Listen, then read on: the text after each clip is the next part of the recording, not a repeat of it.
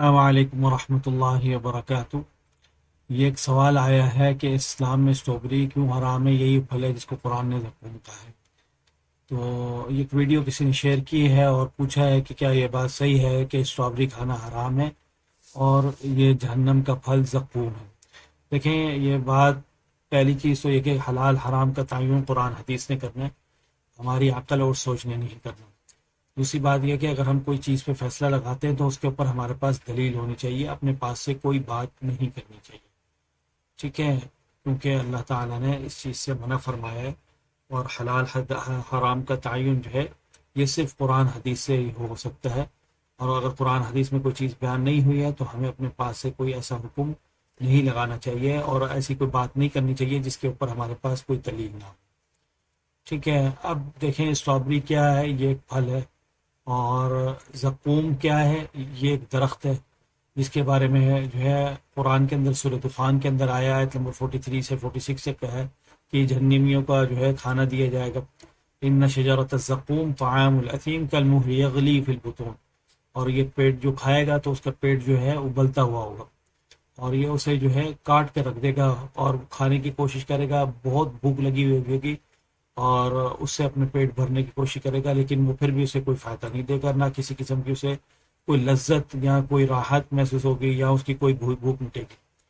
قرآن کا اگر مطالعہ کریں نا تدبر کے ساتھ تو یہ بات واضح ہوتی ہے کہ جہنمیوں کو بھوکا رکھا جائے گا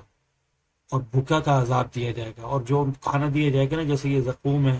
ایک تو یہ کڑوا اتنا ہوگا، اس جیسا کڑوا کوئی درخت نہیں ہے دنیا کے اندر، اور یہ جو ہے اس کو جب کھائیں گے وہ اس کو نگلیں گے، پہلی بات ہے حلق سے نیچے اترے گا نہیں، اور جب یہ حلق سے نیچے اترے گا تو ان کا اور کاٹ کے رکھ دے گا، دم گھٹے گا ان کا جو ہے، اور یہ اتنا جو ہے سخت ہوگا کہ ان کو جو ہے اس کی سخت تکلیف ہوگی۔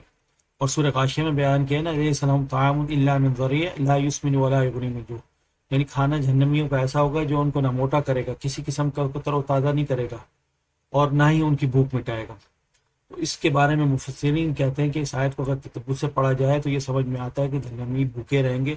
کچھ بھی ان کو حاصل نہیں ہوگا، کچھ کھانے پینے کو نہیں ملے گا، اور جو کھانے کو ملے گا اس سے ان کی ذرا برا بھی بھوک نہیں مٹے گی، اور نہ ہی ان کے جسم میں کوئی طاقت وغیرہ پیدا ہوگی۔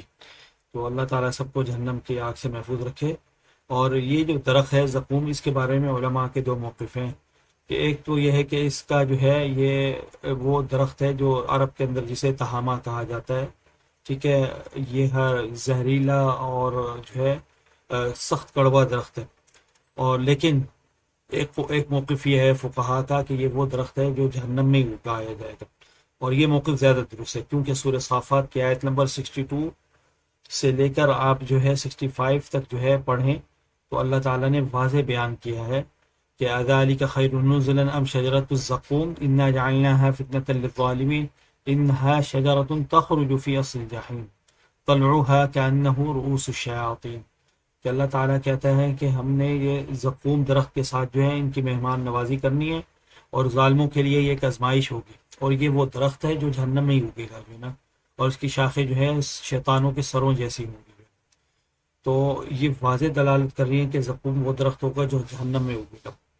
تو اس کے اوپر جو ہے یعنی یہ والا موقف جو ہے راجح موقف ہے، اور اس کے پاس دلیل بھی ہے، کیونکہ دلیل قرآن کی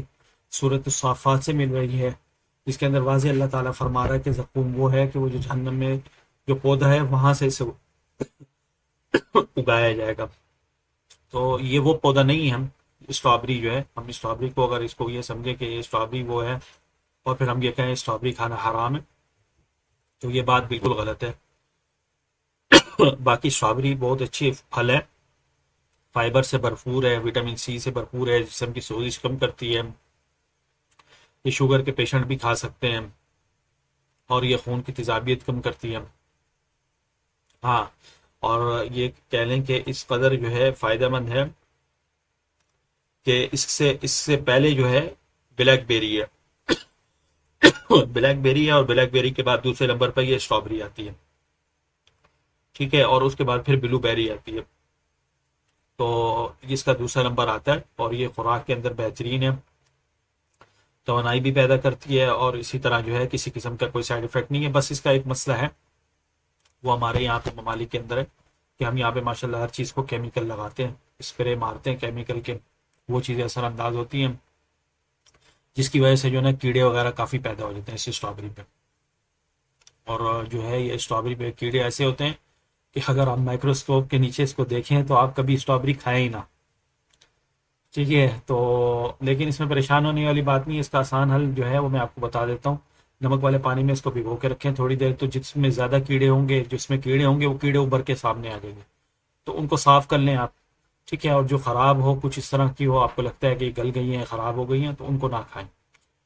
باقی صاف ستھری کر کے کھائیں. یہ کوئی جہنم کا پھل نہیں ہے, اور یہ حلال پھل ہے. جتنا آپ کھائیں گے اتنا اچھا ہے, اور اس کی جسم میں یہ بڑی طاقت پیدا کرتا ہے, اور خون بنانے, خون کی صفائی میں, سوزش کو ختم کرنے میں, ٹھیک ہے, یہ بہت اہم کردار ادا کرتا ہے. اور اسے جو ہے شوگر کے مریض بھی کھا سکتے ہیں. السلام علیکم ورحمۃ اللہ وبرکاتہ.